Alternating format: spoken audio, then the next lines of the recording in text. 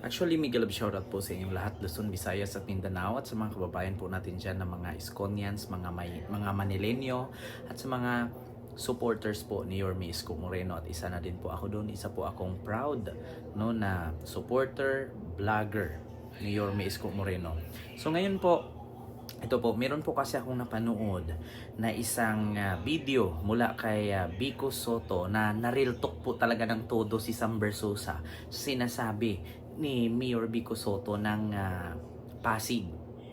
So alam niyo po, malaking tama, no? At saka real talk na real talk talaga ang sinabi ni Mayor Vico Soto. Kasi actually si Mayor Vico Soto po, bago po ito tumakbo no, bilang alkalde noon, kasabayan po kasi ito ni Yorme Isko Moreno na pareho po sila mamuno, malinis, ayaw din po nila ng mga tulungges. So ngayon, real talk po sa sinasabi ni Mayor Vico Soto na kapag ang mga politician or mga tumatakbong politician or pumapasok sa politiko na nagbibitaw ng daan-daang libo, milyones, huwag kayong mag-expect niyan na hindi babawi.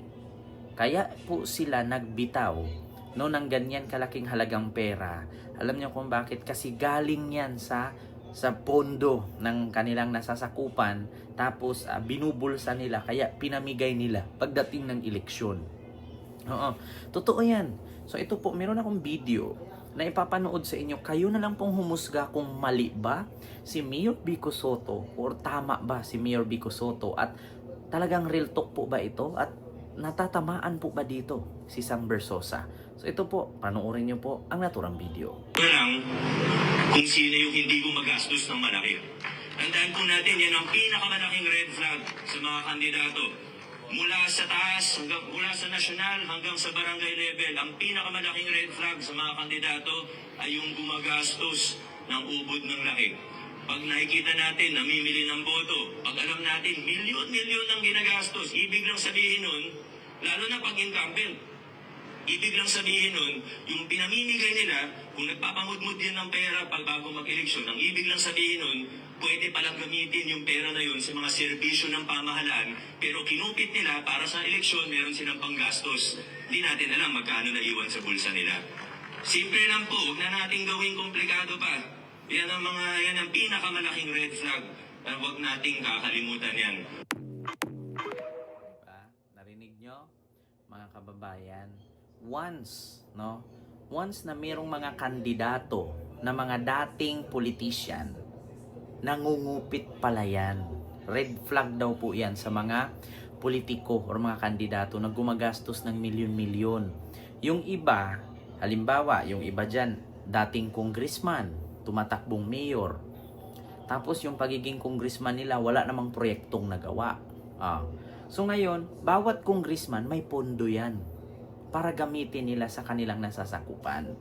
So ngayon, kapag ang pondo nun, hindi nila nagamit sa kanilang nasasakupan, pwede nila yung hawakan, no? At magawa sila dyan ng papel na ito ginastos sa ganito, ginastos sa ganyan. Pero ang pera hinahawakan lang. Yung parang dinudoktor lang yung papel. Tapos ipipresent nila yun sa commission audit. Ito po yung nagastos ko. Pero wala pala. So ngayon, pagdating ng eleksyon nun, pwede nilang gamitin yung pera na kinupit nila. At kunwari, namimigay ng relief goods, namimigay ng bigas, namimigay ng wheelchair. Diba? Saan po galing yung mga pera na yon? Kasi kung tutuusin ninyo mga kababayan, mga Manilenyo, mga Iskonians, no? Tutuusin ninyo, magkano lang po ang sinasahod ng mayor, congressman at gobernador? Bakit magugulat kayo ng kanilang mga sasakyan mas mahal pa sa kanilang kinikita buwan-buwan? Sabihin natin ang mayor sumasahod ng 100,000, pero malayo lang 3 taon. Biruin nyo, ang sahod ng mayor sa isang taon, kung 100,000 a month, so 1.2 million. Ngayon, sa 3 taon, meron silang 3.6 million. Pero wala pang 3 taon, 2 taon pa lang panunungkulan nila, yung kanilang mga sasakyan, mas mahal pa sa kanilang sinasahod. Kaya magtaka po kayo. Diba? So ngayon, okay lang naman kung magkaroon ka ng malaking bahay, magkaroon ka ng magandang sasakyan. kung maganda din ang iyong serbisyo sa bayan or iyong nasasakupan. Katulad kay Yorme, hindi naman natin maitanggi na si Yorme, simula nung umupo yan, nandiyan yung mga pabahay. Saksi po tayong buhay. Ang mga pabahay na pinatayo ni Yorme, kung saan-saan meron. Merong San Lazaro, merong San Sebastian, merong Condominium, merong Binondominium, merong Baseco. May mga Arroceros Park, may Moriones Park, merong Manila Zoo, merong Hospital ng Maynila, Hospital ng Santa Ana, may mga universities, may mga schools, elementaries, di ba? So nakita natin. Ngayon, yung mga nakakalaban ni Isko, ano ba ang nagawa? May naipatayo bang hospital? May naipatayo bang elementary school, college? May naipatayo bang pabahay? Wala. Nga. Di ba? Kaya kung si Isko man yumaman, deserve ni Isko yan. Bakit?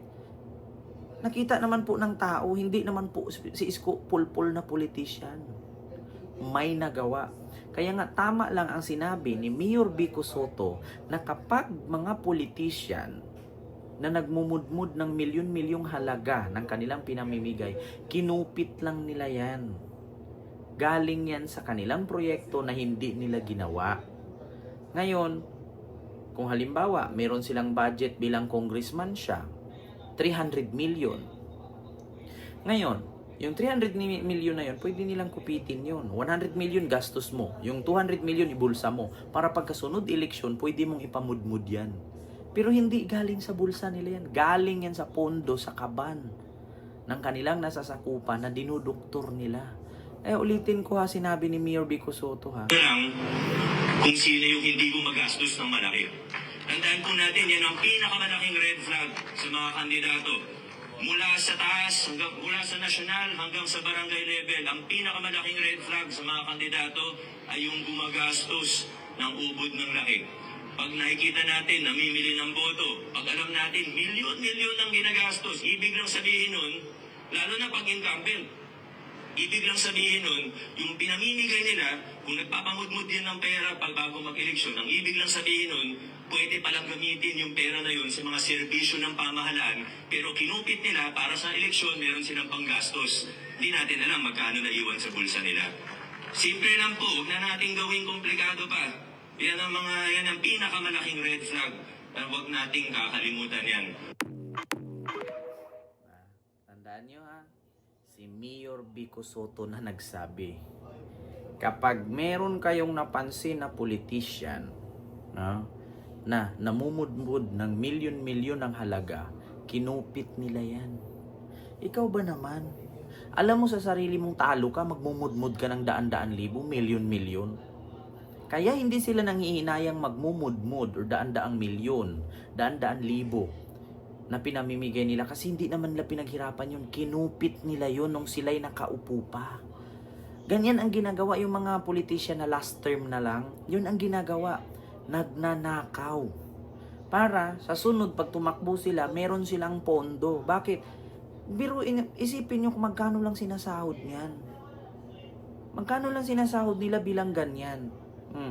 Tapos kung sabihin naman natin ay iba Kent kasi may negosyo sila. Bakit?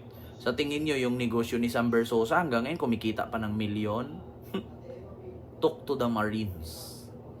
Sa tingin ninyo yung negosyo ni Sam Bersosa ngayong Prontro kumikita pa ng milyon-milyon? Wala pa nga, Diyos ko. Sa sabon pa lang ni Rosmar, sa sabon pa lang ni Glenda, walang-wala na ang Prontro ni Sam Bersosa. Diba? Yan ang isipin ninyo. Kaya sasabihin niyo, milyon-milyon ang pinamigay ni Sam Bersosa. Bakit? Araw-araw ba siya kumikita ng milyon? May nabalitaan pa nga ako yung front row niya sa Australia na pasara na. Tapos sasabihin niyo ngayon, sariling pera. What the heck? Diba? So basta, yun lang ang reaction ko ngayon. Vico Soto na real talk ng todo si Sam Bersosa. Huwag magpauto sa gumastos ng malaki ng mga politiko. Yan ang pinaka-red flag. Kaya, gumastos ng malaki. Saan galing? Magkano lang naman sinasahod nila? Malamang sa malamang, yung mga kickback, mga kinukupit nila. So, yun lang. Maraming salamat. mga Manilenyo, mga Iskonians. Huwag kalimutan mag-like, mag-share, mag-subscribe. See you next vlog. God first. Thank you. Your Miss Joyce.